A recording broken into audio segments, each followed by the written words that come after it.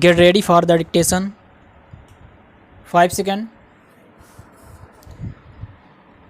Start. Leave granted. Challenge in this appeal is to the order passed by the Delhi High Court, which by the impugned order allowed the appeal filed by the respondent. Background facts in a nutshell are as follows.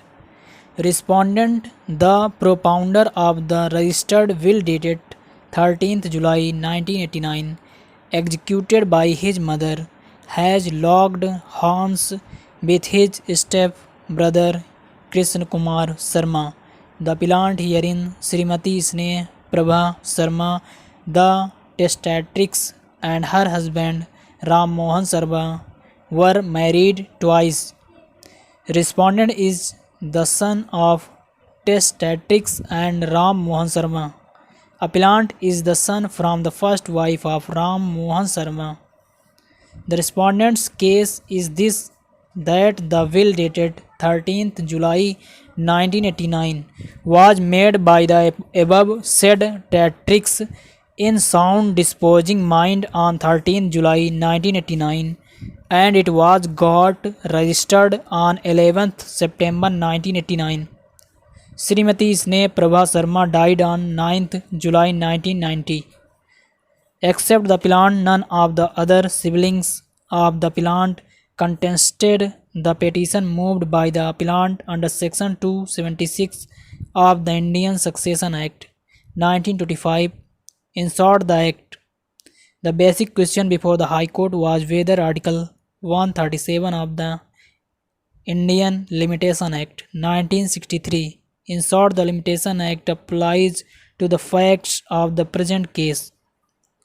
The High Court relied upon the judgments of Delhi High Court in S.S. Lal versus Vishnu Mitter Govil 112 2004.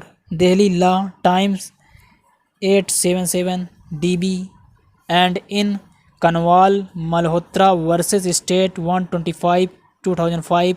Delhi Law Times 281, to hold that Limitation Act has no application to proceedings seeking for probate. Learned counsel for the appellant submitted that the interpretation placed by the High Court is not correct.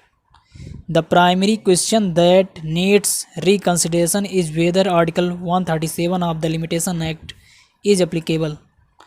It appears that certain other aspects were considered by the High Court, to which reference shall be made subsequently.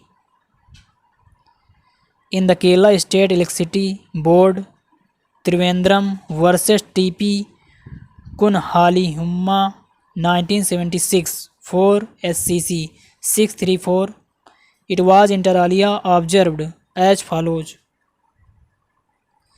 The alteration of the division as well as the change in the collection of words in Article 137 of the Limitation Act 1963 compared with Article 181 of the 1908 Limitation Act shows that applications contemplated under Article 137 are not applications confined to the Code of Civil Procedure.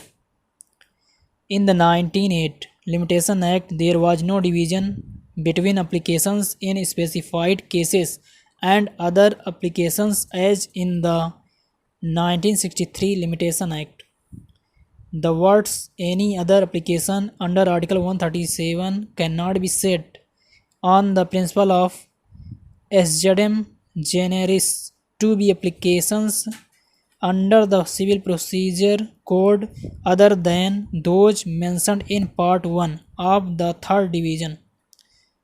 Any other application under Article 137 would be petition or any application under any act, but it has to be an application to a court for the reason that Sections 4 and 5 of the 1963 Limitation Act speak of expiry of prescribed period when court is closed and extension of prescribed period if applicant or the appellant satisfies the court that he had sufficient cause for not preferring the appeal or making the application during such period.